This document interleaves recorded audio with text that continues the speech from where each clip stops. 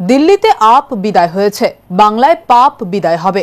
এই ভাষাতেই 2026 সালে বাংলায় তৃণমূল কংগ্রেস গদিচ্যুত হবে বলে হুঙ্কার বিজেপি সাংসদ সৌমিত্র খাঁয়ের। শনিবার শিব মন্দিরে পারিবারিক অনুষ্ঠানে যোগ দিতে দিল্লি থেকে বাগডোগরা বিমানবন্দরে আসেন বিষ্ণুপুরের বিজেপি সাংসদ সৌমিত্র খাঁ।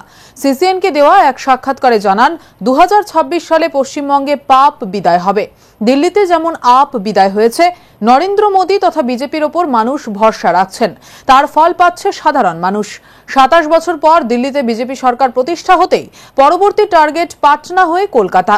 বিহারের আসন্ন নির্বাচনে জোট সরকার থাকায় কোনো সমস্যা হবে না, তবে 26-এ বিজেপি নবান্ন দখল করতে চলেছে, এটা এক কথায় পরিষ্কার বিজেপি সাংসদের গলায়।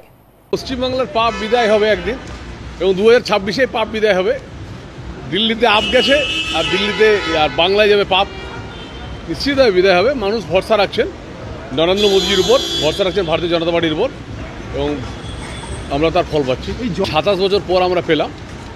এই জয়টা পুরোপুরি ভারতীয় জনতা পার্টির নেতৃত্ব, কেন্দ্রীয় নেতৃত্ব এবং সবাই মিলে একসাথে করে কাজ করে আজকে জয় এসেছে। বিহার তো জিতবই, বিহার তো আমাদের সরকার আছে, এনডিএ সরকার আছে, এবং বিহার আমরা জিতবই। এই নিয়ে ভাবার কোনো কারণ এর জন্য আমাদের দলের কেন্দ্রীয় নেতৃত্ব ভাবছেন, এবং আমাদের সব সুখী পরিবার, এনডিএ পরিবার, সুখী পরিবার, সব কিছুই হবে একদম। আমাদের দিল্লিতে আপ বিদায় গেছে, বাংলায় পাপ বিদায় হবে।